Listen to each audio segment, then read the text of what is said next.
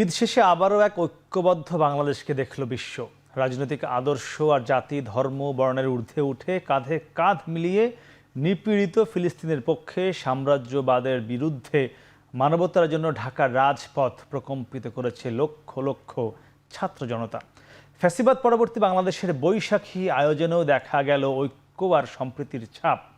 রাষ্ট্রের পাশাপাশি সফলভাবে এসব আয়োজনের পিছনে মূল ভূমিকা পালন করেছে ছাত্র সংগঠনগুলো। তবে যখন ঐক্যের পথে বাংলাদেশ, তখন আজ ঘোষণা হয়েছে ঢাকা বিশ্ববিদ্যালয়ের ছাত্র সংসদ নির্বাচনের রোডম্যাপ। এদিকে আবার গত ফেব্রুয়ারিতে কুয়েটে হামলা ও রক্তক্ষয়ী সংঘর্ষের ঘটনায় আজ সাময়িক বহিষ্কার করা হলো সেখানকার ৩৭ জন ছাত্রকে। এ দুটি ঘটনা কিছুটা হলেও ছাত্র রাজনীতির মাঠকে সরগরম করবে। দর্শক, এসব নিয়ে আমাদের আজকের এখন প্রকাশ। আমরা আলোচনার নাম দিয়েছি মত অমতের ঐক্য। আর এ নিয়ে আলোচনা করতে আমাদের সাথে আছেন বাংলাদেশ জাতীয়তাবাদী ছাত্রদলের সাধারণ সম্পাদক নাসিরউদ্দিন নাসির, আছেন প্রধান উপদেষ্টার সিনিয়র সহকারী প্রেস সচিব ফয়েজ আহমদ, এবং আমার সর্বশেষে রয়েছেন বাংলাদেশ ইসলামী ছাত্র শিবিরের কেন্দ্রীয় সভাপতি জাহিদুল ইসলাম। আপনাদের সকলকে স্বাগত। দর্শকের পুরো আয়োজনে আপনাদের সাথে থাকবো আমি মাহমুদ রাকিব। নাসিরউদ্দিন নাসির, আপনাকে দিয়ে শুরু করতে চাই। আমরা যেটি বলছিলাম আমাদের সূচনায়, যে আমরা একটা ঐক্যের বাংলাদেশ দেখেছি পরবর্তী বেশ কয়েকটি বড় বড় আয়োজনে। সেখানে আমরা দেখেছি একই অনুষ্ঠানের যে পিছনের যে প্রস্তুতি ছিল, সেখানে আপনি যেমন ছিলেন, সেখানে আমরা জাহিদুল ইসলামকেও দেখেছি ফিলিস্তিনের আয়োজনে। আপনার একই সঙ্গে সবগুলো রাজনৈতিক দল, সংগঠন এবং পিছনে তো রাষ্ট্র ছিলই। এই ঐক্যটা আমরা ছাত্র রাজনীতির মাঠেও দেখব কিনা? আপনাকে ধন্যবাদ। এটাই আপনি ঠিকই বলেছেন যে গণ অভ্যুত্থান পরবর্তী সময়ে আমরা বিশেষ করে ফিলিস্তিনের পক্ষে আমাদের বাংলাদেশ জাতীয়তাবাদী ছাত্র দলের পক্ষ থেকে প্রথমে একক প্রোগ্রাম করা হয়েছে, আমাদের দলের পক্ষ থেকে করা হয়েছে। এর বাইরে একটি ভিন্ন যে প্ল্যাটফর্মে একটি বড় প্রোগ্রাম করা হয়েছে, সেখানে আমাদের দলের পক্ষ থেকে আমরা অংশগ্রহণ করেছি। ছাত্র সংগঠন হিসাবে বাংলাদেশ জাতীয়তাবাদী ছাত্র দলও সেখানে অংশগ্রহণ করেছে। আসলে ফিলিস্তিনের যে বিষয়টি, সেটি হচ্ছে বাংলাদেশ প্রতিষ্ঠার পরেই থেকে প্রায় ধরুন 5 দশকের সবগুলো সময়ে ফিলিস্তিনের পক্ষে বাংলাদেশের জনগণ সবসময় পক্ষে ছিল। কিন্তু গত 15.5 বছর ধরে যে প্যাসিবাদী রাষ্ট্র কায়েম করেছে খুনি হাসিনা, তারা এক ধরনের ফিলিস্তিনের জনগণের বিপক্ষে অবস্থান নিয়েছিল। আপনি দেখেছেন যে আমাদের পাসপোর্টে অ্যাকসেপ্ট ইসরায়েলের যে বিষয়টি ছিল, তারা ইতিমধ্যে সেটি উঠিয়ে দিয়েছিল, এবং এখনকার অন্তর্বর্তীকালীন সরকার গতকালে আমরা দেখেছি সেটি আবার পুনর্বহাল করেছে। আমরা যেটি মনে করছি সেটি হচ্ছে ফিলিস্তিনের পক্ষে এদেশের মানুষের প্রায় কয়েক বছর ধরে তাদের যে সমর্থন, সেটি পুনর্ব্যক্ত হয়েছে সোহরাওয়ার্দী উদ্যানের এই বিশাল সমাবেশ থেকে। এবং আমরা মনে করি বাংলাদেশের প্রতিটি নাগরিকের ফিলিস্তিনের ভূমির প্রতি যে সমর্থন, বা ফিলিস্তিনি নাগরিকদের ভূমির প্রতি যে সমর্থন, সেটি পুনর্ব্যক্ত হয়েছে। এবং আমাদের দলের পক্ষ থেকে ঐতিহাসিকভাবে আপনি জানেন যে 1980 সালে শহীদ রাষ্ট্রপতি জিয়াউর রহমান রাষ্ট্রীয়ভাবে ফিলিস্তিনিকে সমর্থন জ্ঞাপন করেছেন, এবং আমাদের রাষ্ট্রীয় ডাক টিকেটে হচ্ছে আল আকসা মসজিদ, এবং আপনি জানেন ফিলিস্তিনি যোদ্ধাদের ছবি সংবলিত ডাক টিকিট প্রকাশ করেছিলেন। এবং আমাদের চেয়ারপারসন দেশনেত্রী বেগম খালেদা জিয়া সবসময় ফিলিস্তিনি ঐক্যের প্রশ্নে, ফিলিস্তিনির ভূমির প্রতি ফিলিস্তিনি নাগরিকদের যে অধিকার, সেটি তিনি পুনর্ব্যক্ত করেছেন। আবার আমাদের দলের ভারপ্রাপ্ত চেয়ারম্যান জনাব তারেক রহমান সে বিষয়ে তিনি সোচ্চার রয়েছেন।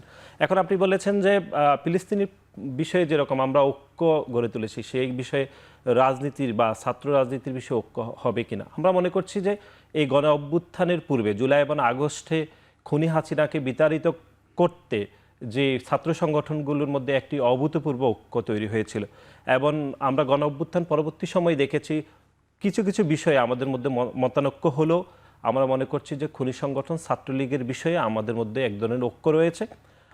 আমরা এই ঐক্য বজায় রাখতে চাই। কিন্তু বিভিন্ন ক্যাম্পাসগুলোতে আপনি দেখেছেন যে এক ধরনের প্রকাশ্য রাজনীতি বা গোপন রাজনীতির বিষয়ে হচ্ছে ছাত্র সংগঠনগুলোর মধ্যে মতবিরোধ রয়েছে। আমরা বাংলাদেশ জাতীয়তাবাদী ছাত্রদল মনে করে বাংলাদেশের প্রতিটি ক্যাম্পাসে প্রকাশ্যে গণতান্ত্রিক রাজনীতি থাকা উচিত। কোনো ক্যাম্পাসই গোপনে হচ্ছে রাজনীতি? অনেক ক্যাম্পাসগুলোতে গোপনে হচ্ছে, সেটি আপনি জানেন। আমরা প্রতিটি ক্যাম্পাসে যে কোনো ছাত্র সংগঠন রাজনীতি করা তার অধিকার রয়েছে, সেখানে বাংলাদেশ জাতীয়তাবাদী ছাত্রদলও সেই সংগঠন হিসাবে আমাদেরও সেরকম অধিকার রয়েছে। কিন্তু আমরা মনে করি যে কিছু কিছু সংগঠন গোপন তৎপরতার মাধ্যমে রাজনীতি করছে, কিন্তু বাকি যখন প্রকাশ্যে গণতান্ত্রিক সংগঠনগুলো সেখানে রাজনীতি করতে কোনো ধরনের চেষ্টা করে, তখন তাদেরকে বিভিন্ন অজুহাতে কথিত সাধারণ শিক্ষার্থীদের নাম ব্যবহার করে তাদেরকে প্রতিহত করা হয় প্রত্যক্ষ পরোক্ষভাবে। এবং এগুলো ঐক্য বিনষ্ট করে। কাম্য নয় বলে আমরা মনে করছি। জাহিদুল ইসলাম, একটু আপনার কাছে যেতে চাই। আমরা যে ঐক্যের দেখলাম গত কয়েকদিন বাংলাদেশে, আপনাদেরকে আমরা একসঙ্গে দেখলাম, ছাত্র দল কিংবা ছাত্র শিবির সহ অন্যান্য সকলকে, এটি থাকবে কিনা রাজনীতির মাঠে? ডাকসুর যেহেতু রোডম্যাপও দিয়েছে। জি, ধন্যবাদ জানাচ্ছি আপনাকে এবং অতিথি যারা উপস্থিত আছেন সহ দর্শকদেরকে ধন্যবাদ জানাচ্ছি। ঐক্যের মধ্য দিয়েই তো আসলে একটি বিপ্লব আমরা সংগঠিত করেছি। বিশেষ করে সেখানে দলমতের ঊর্ধ্বে এসে ফ্যাসিবাদের প্রশ্নে সকলে এক হয়ে গিয়েছিলাম। দেশপ্রেমের জায়গাটার মধ্যে সবার ঐক্যমত তৈরি হয়েছিল, আধিপত্যবাদের বিরুদ্ধে একটা ঐক্যমত তৈরি হয়েছিল। তো সব কিছু সমন্বিত প্রয়াসের মধ্য দিয়ে জুলাই আগস্ট সংগঠিত হয়েছে। তবে তারপরে যেটা হয়েছে যে আসলে ব্যক্তির জায়গা, ব্যক্তির দলের জায়গায় নিজস্ব আদর্শ থাকবে, নিজস্ব কিছু এজেন্ডা থাকবে, কর্মসূচি থাকবে, সেটা নিয়ে সবাই নিজ নিজ জায়গা থেকে জনগণের সামনে বা ছাত্র সংগঠন হিসেবে আমরা ছাত্রদের সামনে হাজির হব। এটাই বাস্তবতা, এটাই গণতন্ত্র এবং সৌন্দর্যের একটা, আমি মনে করব বৈচিত্র্যময় একটি সৌন্দর্য। তো সেটা হয়েছে। এক্ষেত্রে মতপার্থক্য থাকতেই পারে, বাট জাতির স্বার্থে, দেশের স্বার্থে আমরা ঐক্যবদ্ধ থাকবো। এবং সর্বশেষ যেটা প্যালেস্তাইন ইস্যুতে আমরা দেখেছি, এটা বাংলাদেশের ইতিহাসে ফার্স্ট, যেটা অতীতে হয়তো বিভিন্ন রাজনৈতিক দল জোটগতভাবে একটা জায়গায় এসেছিল, অথবা আলেম ওলামাদের মধ্য থেকে একটা শ্রেণী হয়তো একটা জায়গায় এসেছিল, কিন্তু এখানে আমরা দেখেছি শুধুমাত্র রাজনৈতিক দল নয়, আলেম ওলামা থেকে শুরু করে বিভিন্ন সিভিল সোসাইটি যারা আছে, বিভিন্ন পেশাজীবী যারা আছে, ছাত্র সংগঠনগুলো যারা আছে, সবাই একটা লাইনে, একটা ফ্রন্টে চলে এসেছে। তো এটা আসলে একটা মাইল ফলক হিসেবে থাকবে এবং এখান থেকে আমাদের যথেষ্ট শিক্ষা নেওয়ার বিষয় রয়েছে। আর সম্মিলিত সবার প্রচেষ্টার মধ্য দিয়ে যে এত চমৎকার একটা প্রোগ্রাম বাস্তবায়িত হয়েছে, এটিও আমি মনে করি যে আমাদের আগামী দিনের জন্য অনেক শিক্ষা রয়েছে। তো এক্ষেত্রে একটা বড় মেসেজ হলো তাদের জন্য যারা বাংলাদেশে বিশৃঙ্খলা সৃষ্টি করতে চায়, যারা এখানে আধিপত্যকে টেনে নিয়ে আসতে চায়, অথবা হচ্ছে যারা ফ্যাসিবাদকে এখানে পুনর্বাসন করার চিন্তা করছে, তাদের জন্য এই ঐক্যের মেসেজটি প্যালেস্তাইন ইস্যুতে একটি বড়, আমি মনে করি একটা লাল কার্ড মেসেজ হিসেবে থাকবে। 5 আগস্টের পর কি কেউ ফ্যাসিবাদ বা এগুলি পুনর্বাসন করতে চাচ্ছে? সেটা তো ইতিমধ্যে অনেক ভাবেই প্রমাণিত হয়েছে। ফ্যাসিবাদ নিজেও এখানে চলে আসার চেষ্টা করেছে। এরপরে তাদের রেখে যাওয়া যে শিকড়গুলো রয়েছে, অথবা তারা এখানে দীর্ঘদিন যাবৎ ফ্যাসিবাদ কায়েম করতে যে উইংসগুলোকে কাজে লাগিয়েছে, তাদের মধ্য থেকে তো ডিরেক্টলি ইনডিরেক্টলি আমরা দেখেছি ফ্যাসিবাদের সেই চরিত্রগুলো ফুটে ওঠার ক্ষেত্রে। এরপরে হাসনাত আবদুল্লাহর একটা স্ট্যাটাস আমরা দেখেছি, বিভিন্ন জায়গা থেকে ওনাদেরকে অফার করা হচ্ছে কিভাবে ফ্যাসিবাদ বা আওয়ামী লীগ এখানে পুনর্বাসন করা যায়। তো এই বিষয়গুলো স্পষ্ট। আপনি ঢাকা ইউনিভার্সিটির ছাত্র সংঘ নির্বাচন, আচ্ছা, আমরা সেটাতে আসবো। মানে আপনি বলছেন এই ফ্যাসিবাদকে পুনর্বাসন করা বা এগুলোর জন্য ঐক্য বিনষ্ট হতে পারে? ঐক্য বিনষ্ট হতে পারে আমি সেটা বলিনি। আমি বলার চেষ্টা করেছি যে এই প্রশ্নগুলোতে আমরা সবাই এক হয়ে যাই। তবে যারা এটা করার চেষ্টা করবে তাদের জন্য সাম্প্রতিক যে কর্মকাণ্ডগুলো বা যে অবশ্যই একটা আমি আবার ফিরবো। ফার্স্ট ভাই, একটু জানতে চাই, ছাত্রদল কিংবা ছাত্র শিবিরের দুইজনেরই একটু অভিযোগ রয়েছে এই ডক্টর ইউনূস সরকারের প্রতি, যে এই সরকার বিভিন্ন স্টেককে নিয়ে বৈঠক করেছে, রাজনৈতিক দলগুলোকে নিয়ে, সামাজিক কিংবা বিভিন্ন ধর্মীয় সংগঠনের সাথে সবাইকে থেকে একত্রে বৈঠক করেছে, কিন্তু ছাত্রদের নিয়ে যখন বৈঠকটি করলো সেখানে এই দুটি বড় সংগঠনকে দাওয়াত দেওয়া হলো না। সেখানে আমরা দেখেছি শুধুমাত্র যারা এই গণঅভ্যুত্থানের যে বৈষম্য বিরোধী ছাত্র আন্দোলন ছিল তাদেরকে নিয়েই একটি বৈঠক হলো। এটি কেন, এদেরকে কেন আপনারা ডাকলেন না তখন? জি, আপনাকে ধন্যবাদ নাসির এবং জাহিদ, দুজনকে শুভেচ্ছা যারা দেখছেন তাদেরও। আমি আপনার প্রশ্নের উত্তরে আসছি, তার আগে আপনাকে একটা বিষয় বলি। আপনি আপনার সূচনায় যে কথাটি বলছিলেন যে ঈদ পরবর্তী বাংলাদেশে আমরা এক ধরনের ঐক্যের, আপনি আমাদের ফিলিস্তাইন ইস্যুতে বলছেন এবং আমাদের নববর্ষ উদযাপনে। আমি আপনাকে যদি একটু পিছন থেকে বলি, যদি এবার যে ঈদুল ফিতর উদযাপন হয়েছে বাংলাদেশে, অন্যান্য বছরের তুলনায় এবার ঈদুল ফিতরের উদযাপনটা একটু ব্যতিক্রম ছিল। নিশ্চয়ই আপনি যদি খেয়াল করেন যে বাংলাদেশে ঈদুল ফিতর উদযাপনটা আমাদের কাছে আইকনিক ছবি থাকে কি, ট্রেনে অনেক মানুষ বাড়ি যাচ্ছে বা লঞ্চে অনেক মানুষ, কিন্তু এই সব কিছুকে ছাপিয়ে আপনি যদি দেখেন আমাদের চাঁদ রাতে ঈদের আগের দিন ঢাকায় শিল্পকলা একাডেমিতে উৎসব হচ্ছে, ঈদের নামাজের পর ঢাকায় উৎসব হচ্ছে, মিছিল বেরোচ্ছে। সুতরাং এই যে একটা পরিবর্তন এবং এই উৎসবটাকে আমরা এখানে নানান আমাদের সবার সার্বজনীন উৎসবকে অতীতে দেখেছি শুধুমাত্র দলীয় ক্ষুদ্র চিন্তাভাবনা থেকে, সংকীর্ণ মন থেকে সেটাকে রাজনৈতিক করা হয়েছে। সার্বজনীন উৎসবকে সবার জন্য রাখা হয়নি। সার্বজনীন উৎসব কারো কারো কুক্ষিগত কতিপয় কিছু শিল্পগোষ্ঠী বলেন, কতিপয় কিছু সংস্কৃতিপ্রেমী বলেন, তাদেরকে দিয়ে সব কিছু করা হতো। সেই জায়গা থেকে আমাদের ঈদ কিন্তু একটি ধর্মীয় অনুষ্ঠান।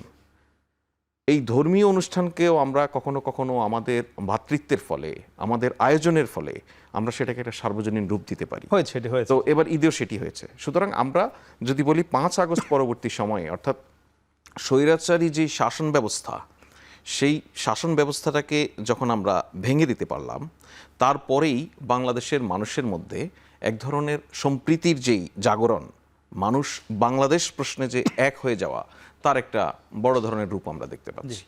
এবার আপনার প্রশ্নে যদি আসি যে অন্তর্বর্তী সরকার বিভিন্ন পলিটিক্যাল পার্টি, গণঅভ্যুত্থানের বিভিন্ন শক্তি তাদের সঙ্গে বিভিন্ন সময় সংলাপ করেছে, সংলাপ করছে, সংলাপ করবে, এরকম একটা অবস্থায় এখন পর্যন্ত ছাত্রদের মধ্যে একটি অংশকে আপনি বলেছেন যে নিমন্ত্রণ করা হয়েছে। একটা বিষয় খেয়াল করুন যে যাদেরকে হয়তো বলা হয়েছে তাদের কোনো মাদার পার্টি ওভাবে নেই, তাদের অভিভাবক হিসেবে কোনো দল নেই এখন হয়েছে। তাদেরকে এখন যদি সামনে ডাকা হয় ছাত্রদেরকে, তখন এখন আবার যারা পার্টি হয়েছে তাদের আবার কোনো ছাত্র সংগঠন নেই, তো সেটা ভিন্ন বিষয়। কিন্তু এটা আসার বিষয় হচ্ছে যে এই সংলাপ কিন্তু শেষ হয়ে যায়নি। নানান সময়ে নানান ইস্যুতে বিভিন্ন স্টেক হোল্ডারদের সঙ্গে অন্তর্বর্তী সরকার বৈঠক করছে, প্রয়োজনে কথা বলছে। যেমন ধরুন আগামীকালকেও হয়তো একটি রাজনৈতিক দলের সঙ্গে এটা হচ্ছে একটি চলমান প্রক্রিয়া। মানে একটা জিনিস মাথায় রাখবেন, এই সরকার যে প্রক্রিয়ায় কাজ করছে সেখানে এক্সক্লুড করার কোনো প্রক্রিয়ায় কাজ করছে না, ইনক্লুসিভ করার চেষ্টা করছে। সুতরাং সবচেয়ে বড় বিষয় হচ্ছে অপিনিয়নটা জানা।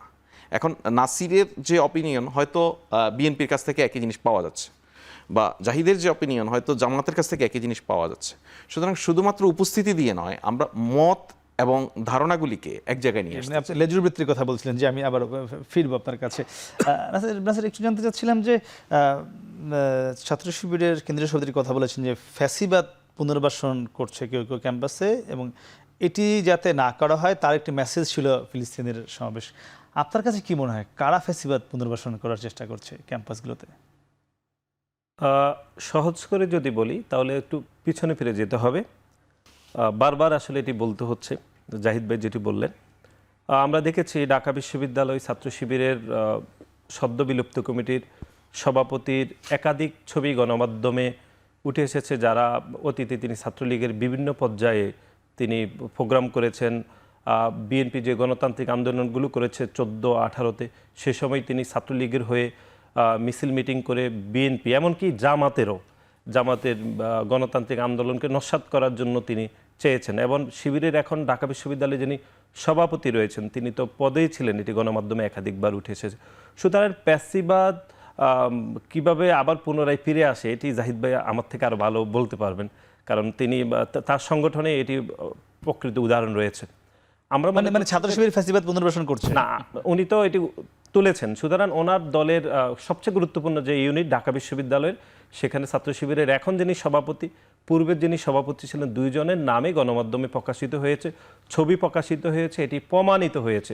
সুতরাং এটিকে আর বাড়িয়ে বলা বা কমিয়ে বলার কোনো বিষয় নেই, এটি ইজ অলরেডি প্রুভড। সুতরাং আমরা তারপরও মনে করছি যে গণ অভ্যুত্থান পরবর্তী সময়ে বাংলাদেশে আওয়ামী লীগ যেই 2000-এরও বেশি মানুষকে প্রকাশ্যে দিনে দুপুরে খুন করেছে, বা তার পূর্বে 14, 18, 24-এর যে গণতান্ত্রিক আন্দোলনগুলো হয়েছে, সেই গণতান্ত্রিক আন্দোলনগুলোকে নস্যাৎ করার জন্য তারা যে গুম খুন তৈরি করেছে, সেরকম রাজনীতি বাংলাদেশে আর ফিরবে না। এবং সেরকম প্যাসিবাদ প্রতিষ্ঠা করতে কোনো রাজনৈতিক দল যদি ভূমিকা রাখে, কোনো ছাত্র সংগঠন যদি ভূমিকা রাখবে, তাহলে সে রাজনৈতিক দলকে জনগণ প্রত্যাখ্যান করবে, সে ছাত্র সংগঠনগুলোকে সাধারণ শিক্ষার্থীরা প্রত্যাখ্যান করবে। এটি ছাত্র দলের কিন্তু বিভিন্ন পাবলিক বিশ্ববিদ্যালয়ে ছাত্রলীগ থেকে নেওয়া হয়েছে মর্মে অনেককে আপনারা অনেক কমিটি স্থগিত করেছেন, বাদ দিয়েছি। আমরা তো অস্বীকার করছি না, আমরা বাদ দিয়েছি।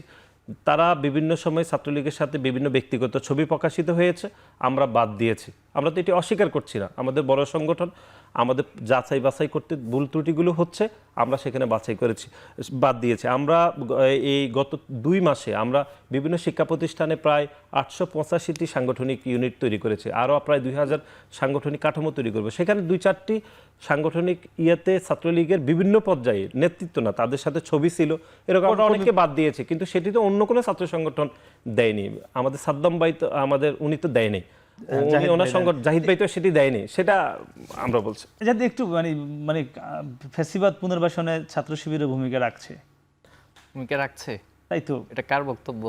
না, নাসিরের বক্তব্য। আচ্ছা, নাসির ভাই তো বক্তব্য দিলে আসলে উনি দিতে পারেন, আমি তো ওনার বক্তব্য বাধা দিব না। তো উনি যে প্রসঙ্গটা এনেছেন আমাদের ঢাকা বিশ্ববিদ্যালয়ের সভাপতি, এটা তো আপনার এই সেটে বসেই আমি মনে হয় একাধিকবার এই প্রসঙ্গে বলেছি, এটা জবাব দিয়েছি।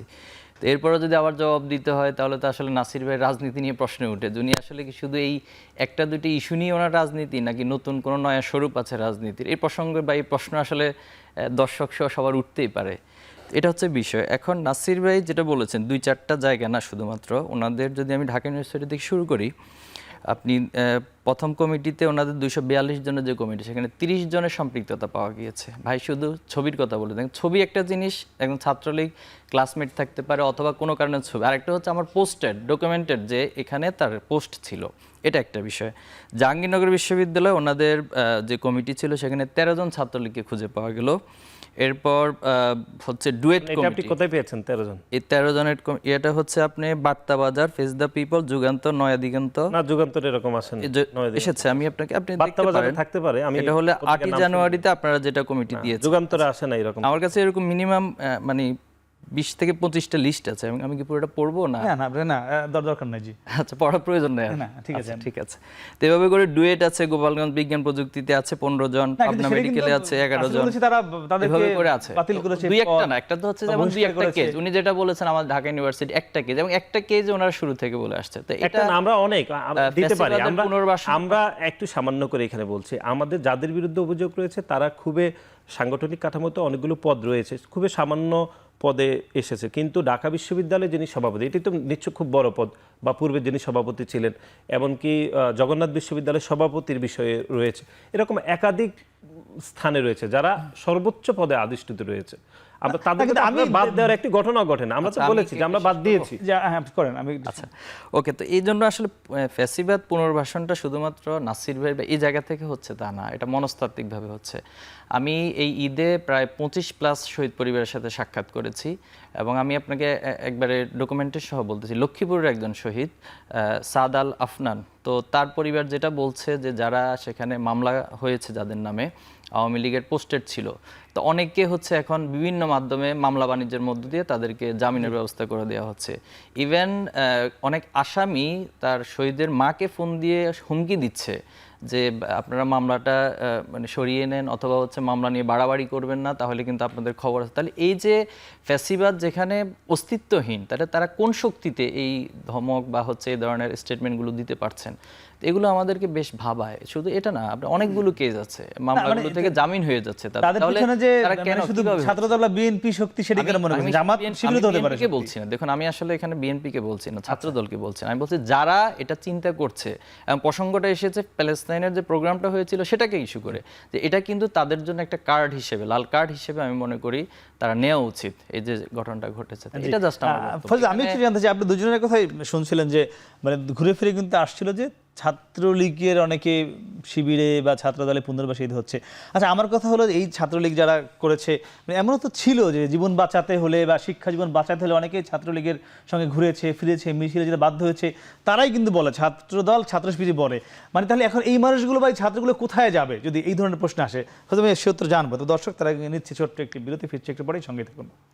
ফিরলাম বিরতির পর, কথা বলছিলাম মত অমত ঐক্য নিয়ে। আমরা ছিলাম ফয়জ আহমেদ, আপনার কাছে জানতে চাইছিলাম ফয়জ ভাই যে দুইটি দলের শীর্ষ নেতাই বলছিলেন, একে অপরকে দায়ী করছিলেন যে ছাত্রলীগে তাদের নেতাকর্মীরা আগে ছিলেন, এখন তারা পুনর্বাসিত হচ্ছে।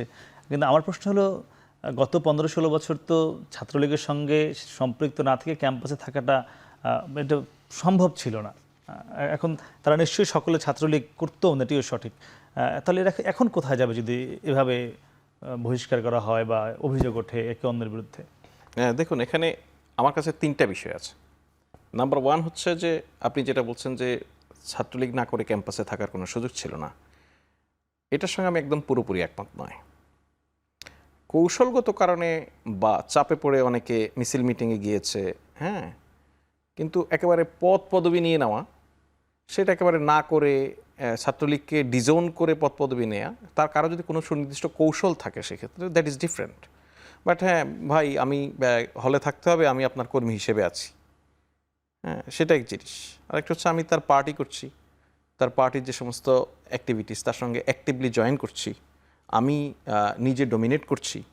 সো এটা যদি হয় সেটা একরকম। আবার এটাও কিন্তু সব ক্ষেত্রে যে অপরাধ তাও কিন্তু নয়। এই গেল একটা বিষয়। আরেকটা বিষয় হচ্ছে যে ছাত্রলীগ বলেন, আওয়ামী লীগ বলেন, আমরা আমরা বলব খুবই সৌভাগ্যবান যে এমন এক সময়ে জুলাইয়ের অভ্যুত্থানটা হলো, সম্ভবত সেই সময় না হয়ে যদি আমরা আজকের এই সময় পর্যন্ত আসতাম, তাহলে দেশে কোনো মানুষই আর আওয়ামী লীগের বাইরে হয়তো থাকতো না। শেষ পর্যায়ে মানুষের মধ্যে একজন আওয়ামী লীগ হওয়ার এক ধরনের প্রতিযোগিতা লেগে গিয়েছিল। কমিটমেন্ট দিয়ে আসছিল সবাই গিয়ে, সবাই সবকিছুই মাটির পুতুল থেকে সবকিছু আওয়ামী লীগ হয়ে যাচ্ছিল, এরকম একটা অবস্থা। ওই বাস্তবতা তো আছেই। আর থার্ড যে বিষয়টা বলবো সেটা হচ্ছে আপনার একটা বিপ্লব পরবর্তী বাংলাদেশ, আমরা যে নতুন বাংলাদেশের কথা বলছি, আমরা যে সম্প্রীতির বাংলাদেশের কথা বলছি, সেই জায়গায় রিকনসিলেশনের একটা জায়গা থাকতেই হবে। এখন রিকনসিলেশনটা কিভাবে হবে? রিকনসিলেশন কি যে সরাসরি হত্যাকাণ্ডে জড়িত, যে হত্যাকাণ্ডে নেতৃত্ব দিয়েছে, তাকে যদি আমাদের এক্সিস্টিং যে সমস্ত পলিটিক্যাল পার্টিজ এখন আছে তারা যদি তাদেরকে আশ্রয় দেওয়া শুরু করে, তখন কিন্তু এই যে জাহিদ ভাই যে কথা বলছিলেন এরকম প্রশ্ন উঠবে, নাসির ভাই যে কথা বলছিলেন সে ধরনের প্রশ্নগুলি উঠতে থাকবে। কিন্তু আদারওয়াইজ আপনি আপনার সোসাইটিতে যারা আছে তাদের অপরাধ অথবা অপরাধ নয়, শুধুমাত্র ওই রাজনীতিটা করেছে এটা একটা অপরাধ হতে পারে না। তা ওই মানুষগুলিকেও এখন সোসাইটিতে স্বাভাবিক অবস্থায় তার কার্যক্রমের মধ্য দিয়ে প্রমাণ করতে হবে সে আসলে নিজে নতুন বাংলাদেশের সঙ্গে নিজেকে সম্পৃক্ত করতে চায় কিনা। ওই মানুষগুলিকেও তার ভুল থেকে বেরিয়ে আসতে হবে। কিন্তু দুর্ভাগ্য হচ্ছে আমরা আওয়ামী লীগের শীর্ষ থেকে শুরু করে নিম্ন পর্যন্ত, একদম নিচের স্তর পর্যন্ত কোনো পর্যায়ে আসলে এখন পর্যন্ত কোনো ধরনের অনুশোচনা কার মধ্যে দেখি না। এটা একটা চিন্তার বিষয়। এখন এই অনুশোচনার জায়গাটা কখনো কখনো প্রকাশ্যে হবে, কখনো কখনো অপ্রকাশ্যে হতে পারে। অপ্রকাশ্যে কীরকম? ধরুন ছাত্র শিবির, জামাত, ছাত্রদল, বিএনপি, এদের আরও অন্যান্য অনেক অর্গান আছে, পলিটিক্যাল ফ্রন্ট আছে, সেই জায়গাগুলিতে তারা যদি কেউ নিজেরা ওই জায়গায় এই জায়গায় আত্মসমালোচনার জায়গাটা নিয়ে হাজির হয় যে ভাই আমার এই ভুল ছিল, তবে কখনো আমি কোনো হত্যার সঙ্গে, কখনো আমি কোনো বড় ধরনের অপরাধের সঙ্গে সম্পৃক্ত হইনি, এখন আমি নিজেকে একটা শুদ্ধ অবস্থায় একটা ভালো প্রক্রিয়ার মধ্যে নিয়ে আসতে চাই, আমার মনে হয় এই পলিটিক্যাল পার্টিগুলিরও সেখানে দায়িত্ব আছে। আপনি তো তাদের তো একটা স্টেক আছে, আপনি মতান্তরে সেটা 25 থেকে শুরু করে 35 পর্যন্ত। সরকারিভাবে কোনো রিকনসিলিয়েশনের কি উদ্যোগ নেওয়া হচ্ছে? সরকারের রিকনসিলিয়েশনের সবচেয়ে বড় জায়গা হচ্ছে সরকার এমন একটা পরিবেশ নিশ্চিত করা দেশের মধ্যে যেখানে ভয়ের সংস্কৃতি থাকবে না। আপনি দেখুন শুধুমাত্র ছাত্রলীগ করার অপরাধে একজনকে অ্যারেস্ট করা হচ্ছে কিনা কোথাও, শুধুমাত্র ছাত্রলীগ করেছে। আপনি এবার যে ঈদের সময় অপরাধে জড়িত না থাকে, ঈদের সময় গ্রামে গঞ্জে বহু জায়গায় ছাত্রলীগ, যুবলীগ, আওয়ামী লীগ করা মানুষেরা প্রকাশ্যে হেঁটেছে। ওনারা দুজন, উনি কয়েকটা জেলায় গিয়েছেন, উনি নিজের জেলায় গিয়েছেন, ওনার সামনে কি আওয়ামী লীগ করা মানুষ পড়েনি চোখে? সব মানুষকে তো যারা হয়তো কর্মী সমর্থক করে যাচ্ছিলেন, হ্যাঁ। সো আপনি ওই মানুষদেরকেও কিন্তু প্রমাণ করার ব্যাপার আছে। সরকার এই জায়গাটা নিশ্চিত করবে যে যে অপরাধের সঙ্গে সরাসরি সম্পৃক্ত নয় এমন মানুষকে সব ধরে নিয়ে তো জেলে ভরা কোনো সমাধান নয়। নাসির, একটু আমরা অন্য প্রসঙ্গে যেতে চাই। আজকে ডাকসুর জানেন যে আপনি একটা নির্বাচনী রোড ম্যাপ দেওয়া হয়েছে। আমরা জাকসুতে দেখেছিলাম জাহাঙ্গীরনগরে যখন এরকম রোড ম্যাপ দেওয়ার পরে একটি সিন্ডিকেট বৈঠক চলছিল, সেখানে জাহাঙ্গীরনগর বিশ্ববিদ্যালয়ের ছাত্রদলের সভাপতি সেই বৈঠকের মধ্যে গিয়ে একটি চিরকুট দিয়ে আসলেন ভিসিকে, এবং এরপরে সেই নির্বাচনটি আর এখনো সামনে এগোয়নি, আলোর মুখ দেখেনি। এই ডাকসুতে এমন কোনো চিরকুটের ব্যবস্থা থাকবে কিনা ছাত্রদলের পক্ষ থেকে? শুরু থেকে যেটি আমরা বলতে চাই সেটি হচ্ছে বাংলাদেশ জাতীয়তাবাদী ছাত্রদল মনে করে যে বাংলাদেশে এখন যেহেতু একটি ইতিবাচক রাজনীতি শুরু হয়েছে এবং ছাত্র সংগঠনগুলোর মধ্যে ইতিবাচক রাজনীতির প্রতিযোগিতা চলছে, সেখানে অতি দ্রুত সময়ের মধ্যে ছাত্র সংসদ নির্বাচন, এটি আমাদের দাবি আমরা বিশ্ববিদ্যালয় প্রশাসনগুলোকে জানিয়েছিলাম। কিন্তু তার বাহিরে আপনি জানেন যে আমাদের পক্ষ থেকে, শুধু আমাদের পক্ষ থেকে নয়, বাংলাদেশের প্রকাশ্যে গণতান্ত্রিক যে ছাত্র সংগঠনগুলো রয়েছে তাদের পক্ষ থেকে বিশ্ববিদ্যালয় প্রশাসনগুলোকে সংস্কারের বিষয়ে, যেহেতু দেশে যাবতীয় সংস্কার চলছে, সে বিষয়ে দাবি দাবা বা নীতিমালাগুলো তাদেরকে দেওয়া হয়েছিল। এবং আজকে দেখেছি আমরা ঢাকা বিশ্ববিদ্যালয় একটি রোড ম্যাপ প্রকাশ করেছে। আমরা বিশ্ববিদ্যালয়ের সিদ্ধান্তকে স্বাগত জানাচ্ছি। আমরা মনে করছি যে বিশ্ববিদ্যালয় নিশ্চয়ই প্রকাশ্যে গণতান্ত্রিক ছাত্র সংগঠনগুলোর যে সংস্কারের বিষয়ে তাদের যে দাবিগুলো রয়েছে সেগুলো নিশ্চয় আমলে নিয়ে অতি দ্রুত সময়ের মধ্যে ছাত্র সংসদ বা ঢাকা বিশ্ববিদ্যালয় ছাত্র সংসদ নির্বাচন করবে। আর আপনি জাহাঙ্গীরনগর বিষয়ে যেটি বলেছেন, এটি সিরকুট দিয়েছে কি দিয়েছে কিনা এটি আসলে আমার জানা নেই, বা সিরকুটে নির্বাচন বন্ধের বিষয় ছিল কিনা নিশ্চয়ই আপনি এটি অবগত। সিরকুটে কি ছিল আমি জানি, লেখা যায় না। সেটি সিরকুট দিয়েছে গণমাধ্যমে। জাহাঙ্গীরনগর বিশ্ববিদ্যালয়েও ছাত্র সংসদ নির্বাচনে জাকসুর বিষয়ে ইতিমধ্যে অগ্রগতি হয়েছে। আমরা মনে করছি সেখানেও নিশ্চয়ই দ্রুতই ছাত্র যদি সংসদ ডাকসু প্রশাসন নির্বাচনের তারিখ বা তফসিল ঘোষণা করে, আপনারা কি সেবার পিছানোর কোনো দাবি টাবি করতে পারেন কিনা? না, আমরা তো কোথাও পিছানোর জন্য দাবি করিনি কোথাও। আমরা যেটি বলেছি সেটি হচ্ছে, এটি আমাদের অধিকার রয়েছে বলার। শুধু এটি বাংলাদেশ জাতীয়তাবাদী ছাত্র দলের পক্ষ থেকে হয়নি, বরং আমি তো স্পেসিফিকভাবে বলতে পারি ছাত্র ইউনিয়ন, ছাত্র ফেডারেশন, সমাজতান্ত্রিক ছাত্রপণ, যারা গত 15.5 বছর ধরে প্রকাশ্যে খুনি হাসিনার বিরুদ্ধে আন্দোলন সংগ্রাম করেছে, তারা সবাই সংস্কারের বিষয়ে বিশ্ববিদ্যালয়কে লিখিত দাবি জানিয়েছে। সুতরাং আমাদের পক্ষ থেকে পিছানোর কখনই কোনো দাবি ছিল না। আমরা বরং বলেছি বিশ্ববিদ্যালয় সহযোগিতা করব, সংস্কারের বিষয়গুলো আমরা লিখিতভাবে ঢাকা বিশ্ববিদ্যালয়, জাহাঙ্গীরনগর বিশ্ববিদ্যালয়কে জানিয়েছিলাম। এবং আমি মনে করছি যে বিশ্ববিদ্যালয়গুলো ছাত্র সংগঠনগুলো যে দাবি বা লিখিত যে তাদের পরিকল্পনা, সেগুলো নিশ্চয় আমলে নিয়ে তারা দ্রুত সময়ের মধ্যে ছাত্র সংসদ নির্বাচন করবে। এবং একই সাথে আরও কয়েকটি বিষয় স্পেসিফিক করা উচিত। বিশেষ করে আপনি জানেন যে 5 আগস্টের আগে যখন ঢাকা বিশ্ববিদ্যালয় 16 জুলাই বন্ধ ঘোষণা দেওয়া হয়েছিল, বিভিন্ন হলগুলোতে বিভিন্ন ছাত্রলীগের সন্ত্রাসীরা একটা নূরভিত্তিকভাবে বিভিন্ন হলগুলোতে তারা দলীয় ছাত্র রাজনীতি বন্ধ করার এরকম এক ধরনের ঘোষণা নিজেরাই করেছিল। এবং বিভিন্ন হলগুলোতে আপনি জানেন এখনও ছাত্রলীগের বিভিন্ন সন্ত্রাসীরা এখনও তারা থাকছে। এবং বিশ্ববিদ্যালয় প্রশাসন থেকে এখনো পর্যন্ত যে তদন্ত কমিটি করা হয়েছে সেগুলো প্রকাশ করলেও তার ইমপ্লিমেন্ট খুব বেশি বাস্তবায়ন হয়নি। এবং বিভিন্ন ক্যাম্পাসগুলোতে শিক্ষকদের মধ্যে থেকে অনেকে প্রকাশ্যে হচ্ছে প্রশাসনকে সহযোগিতা, তাদেরকে সরাতে হবে, তাদের বিষয়ে একটি পর্যালোচনা আসা উচিত। সার্বিকভাবে আমাদের মনে হচ্ছে সবগুলো বিষয় গুরুত্ব আরোপ করে ছাত্র সংসদ নির্বাচন করলে সেটি অনেক বেশি অর্থবহ। আপনারাও মানে একই রকম চান কিনা যে সংস্কার করা, সবাইকে সরিয়ে দেয়া, এই কাজগুলো শেষ করে নির্বাচন হওয়া উচিত বলছি, নাসির তেমনটি বলছিল। জি, ক্যাম্পাসে তো সংস্কার একটি চলমান প্রক্রিয়া, এটি হচ্ছে। বিশেষ করে যারা বিগত সময়ে প্রশাসনে ডিরেক্টলি ফ্যাসিবাদকে সহযোগিতা করেছে, এর মধ্যে বড় একটা অংশ তো 5 তারিখের পরে পরিবর্তন হয়েছে। এবং এখন ক্যাম্পাসের যে পরিস্থিতি, আপনি ঢাকা ইউনিভার্সিটি হলগুলোতে গিয়ে সার্ভে করতে পারেন, সাক্ষাৎকার নিতে পারেন, শিক্ষার্থীরা যে একটা কমফর্ট জোনে আছে সেটা তো বিগত সময়ে ছিল না। তো এরকম একটা চমৎকার মোমেন্টামই ছাত্র সংসদ নির্বাচনটা আমরা মনে করি উপযুক্ত সময়। আর এই ক্ষেত্রে আমি শুরুতেই ডাকসুর ক্ষেত্রে এবং ডাকসুর ক্ষেত্রে উভয় ইউনিভার্সিটির ভিসিদের প্রতি কৃতজ্ঞতা জানাবো, ধন্যবাদ জানাবো। এটা ওনাদেরকে সাহসী সিদ্ধান্ত ওরা নিতে যাচ্ছেন নিঃসন্দেহে। এখানে একটা প্রসঙ্গ একটু আনতে চাই যে আসলে বিগত সময়ে ছাত্র সংসদ নির্বাচন হয়নি কেন, এই প্রশ্নের উত্তর খুঁজতে হলে আমাদেরকে কয়েকটা পয়েন্টে যেতে হয়। প্রথমত হচ্ছে আসলে যারা ক্ষমতাসীন ছিল তারা আসলে চায় না যে এখানে নির্বাচন হোক। কেন? কারণ হচ্ছে তাদের তো নিজস্ব একটা লাঠিয়াল বাহিনী ছিল, তাদের লেজুর ভিত্তির যে ছাত্র রাজনীতি সেটা ছিল। তো এই আধিপত্যটা ধরে রাখার স্বার্থে হলো তারা চায় না যে কমনলি বা সবার মতামতের ভিত্তিতে এখানে নেতৃত্ব উঠে আসুক। তো এটা একটা বড় কারণ ছিল। কিন্তু এখন যে পরিবেশটা, আমরা মনে করি এই পরিবেশটা অতীতে আসলে ছিল না কখনো। তো এই পরিবেশটাতেই নির্বাচন হবে এবং এটা আমরা চাই যে প্রশাসন যত দ্রুত সম্ভব এবং যত চমৎকার ওয়েতে এটা নিয়ে বসতে পারেন। এখন এখানে নাসির ভাইয়ের কাছে একটা প্রশ্ন জাগে, যখনই বসার প্রশ্নটা আসে, যেমন আপনি জাহাঙ্গীরনগর ইস্যুটা এনেছেন, যে সেখানে কি একটা হট্টগোল পরিবেশ তৈরি করা হয়, ছাত্র শিবির প্রসঙ্গ টেনে নেওয়া হয় অথবা কোনো একটা প্রসঙ্গটে, এটা কেন? আপনি এই 5 তারিখের পরে যে একটা আমরা পরিবেশ তৈরি হয়েছে, এই পরিবেশে কেন আবার সেই ফ্যাসিবাদের মতো সেই আচরণগুলো আনা হয়? একটু বলুন তো কেন? তিনি যে প্রশ্ন করেছে 30 সেকেন্ড একটু বলবেন, আমরা তাড়াতাড়ি সামনে এগোবো। না, শিবির তো জাহাঙ্গীরনগর বিশ্ববিদ্যালয়ে রাজনীতি করছে, সেখানে বাংলাদেশ জাতীয়তাবাদী ছাত্র দলের পক্ষ থেকে তো কোনো বাধা নেই। এবার বাংলাদেশে কোনো ছাত্র সংগঠন না, বাধার বা প্রশ্ন আসবে কারো কেন? প্রতি আমাদের কোনো বাধা নেই, ছাত্রদল এরকম শিবিরকে অভিযোগ বাধা দেওয়ার ভিত্তিহীন। প্রশ্নটা আসবে না না কেন? কোনো Question. এটা তো আপনার বিষয়। কিন্তু এখন বিষয় হচ্ছে যখন আমাদের নির্বাচনী পক্ষ বছর- থেকে বাধা দিয়েছে মানে না না, কোনো এখানে বাধা যখন দেয়নি। নির্বাচনের ইস্যুতে বিসি স্যার ডেকেছেন, সেখানে একদম হট্টগোল করেছেন। সেটি ছাত্রদল করেনি, সেটি ছাত্রদল সহ সেখানে অন্য ছাত্রদল সংগঠনগুলো সহ করেছে। অনেকেই করেছে। বাম সংগঠনগুলো তারা বিভিন্ন করেছে। বিষয় সেটা নিয়ে মিডিয়াতে এসেছে, কিন্তু এটা অতীতে কেন করা আপনি হয়? জানেন জাহাঙ্গীরনগর বিশ্ববিদ্যালয়ে অতীতে বিভিন্ন সন্ত্রাসী কার্যক্রমে শিবিরের সরাসরি সম্পৃক্ত ছিল, সেগুলোর বিষয়ে ছাত্র সংগঠন এটা কি আদালত দ্বারা ঘোষিত নাকি আপনাদের ছাত্রদল না, কোনো- সেটি আপনি আপনাদের জানেন নিজস্ব কোনো সমাজতান্ত্রিক ছাত্রফ্রন্ট, statement? ছাত্র ইউনিয়ন, তাদেরও অভিযোগ রয়েছে। আপনি জানেন জাহাঙ্গীরনগর বিশ্ববিদ্যালয়ে সাংস্কৃতিক জোট নামে একটি বড় সংগঠন রয়েছে, তাদের সবার অভিযোগ রয়েছে। উনি তো শুধু আমাদের কথা বলছেন, সবাই সম্মিলিতভাবে শিবিরের যে দখলদারিত্ব, সন্ত্রাসের যে রাজনীতি অতীতে ছিল, সেটার বিরুদ্ধে জাহাঙ্গীরনগর বিশ্ববিদ্যালয় প্রশাসনকে তারা আর কোনো দাবি সংগঠনের জানিয়েছে। বিরুদ্ধে অভিযোগ কি আছে, না শুধু শিবিরের বিরুদ্ধে আছে?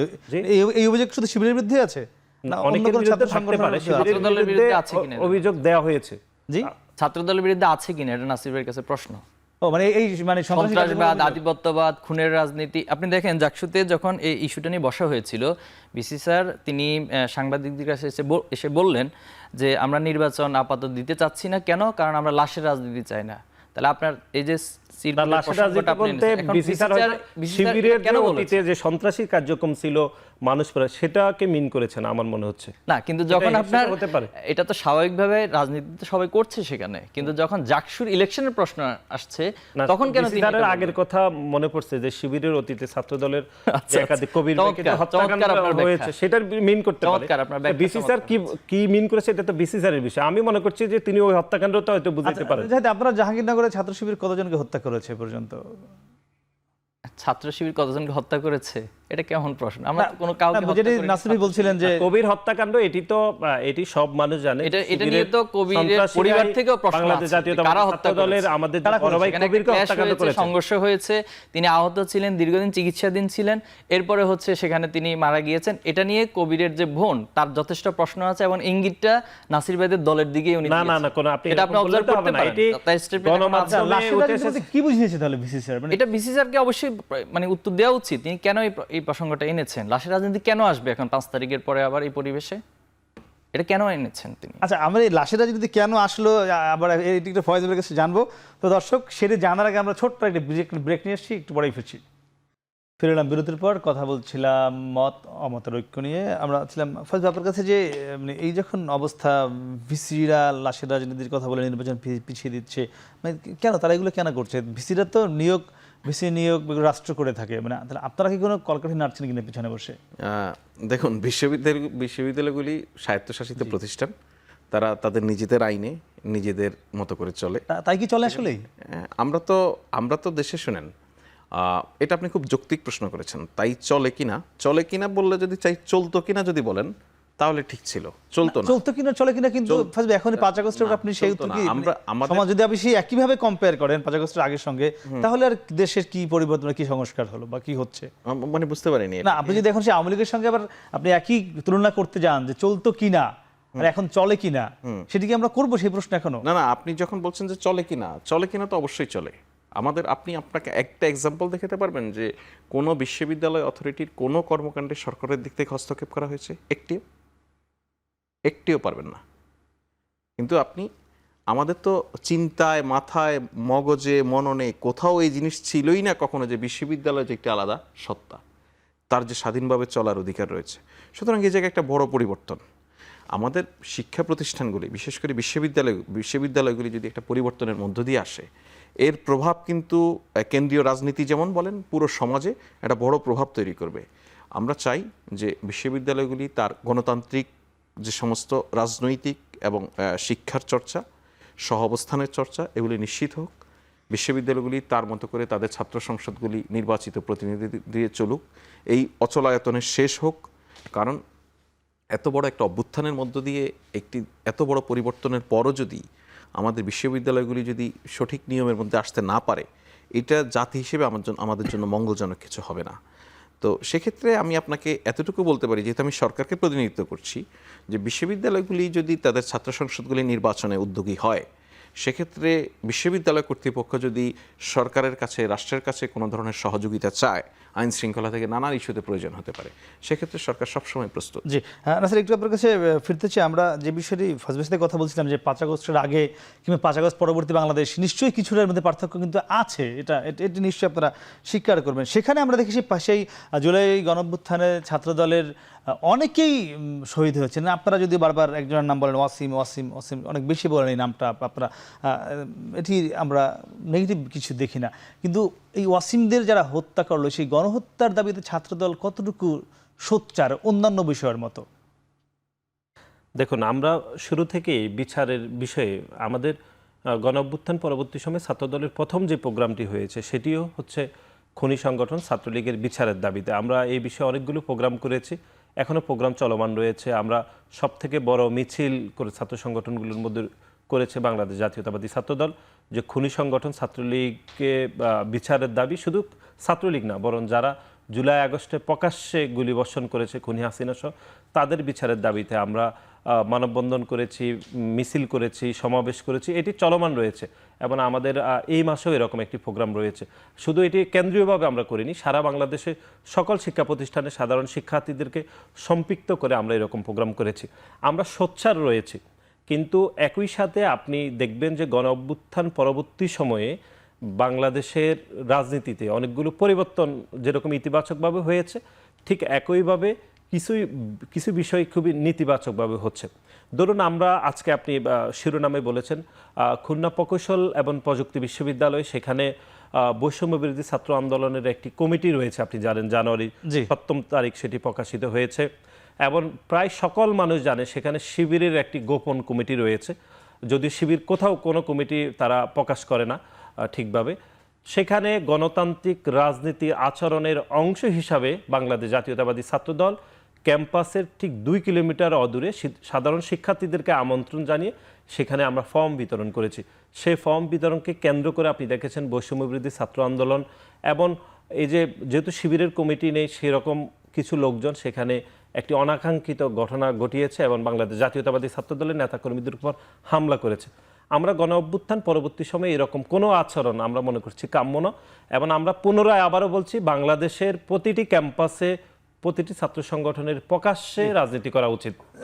জাহিদ ইসলাম, এই যে প্রকাশ্য আর গোপন, এটি বারবার কিন্তু নাসির এই বিষয়টি একদম বলছে কথাটি, মানে প্রথম কথা বলছে প্রশ্ন হলো যে কুয়েটে কি কোনো গোপন কমিটি আছে আসলে আপনাদের, সেখানে কারা কারা আছে গোপন কমিটিতে?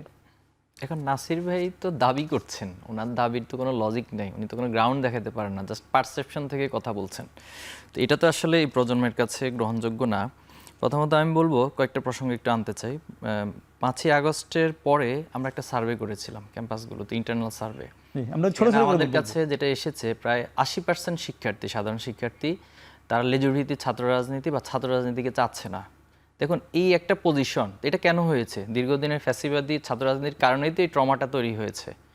এখান থেকে আজকে দিনে এসে আপনি যদি সার্ভে করেন, আমার কাছে মনে হয় এটা এখন অনেক কমে এসেছে। কেন এসেছে?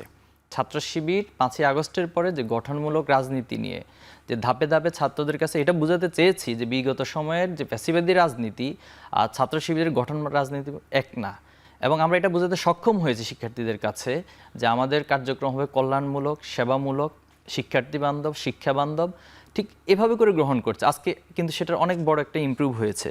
তো নাসির ভাইরা যে প্রসঙ্গগুলো আনেন, আসলে এটা খুব হাস্যকর। এটা হাস্যকর ছাড়া কিছু। কোনটা হাস্যকর? যে ছাত্র রাজনীতি নিষিদ্ধের প্রসঙ্গগুলো আনেন, গোপনের বিষয়গুলো আনেন।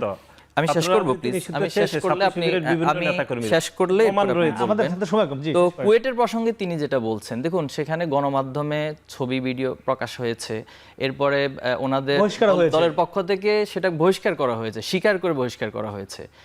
এরপরে তাদেরকে কিন্তু এখনো কাউকে গ্রেপ্তার করা হয়নি, খুবই দুঃখজনক। আজকে 37 জনকে বহিষ্কার করা হয়েছে। এই 37 জনের মধ্যে ম্যাক্সিমাম আসলে এখানে ভিকটিম ছিল ওই ঘটনাগুলোর মধ্যে।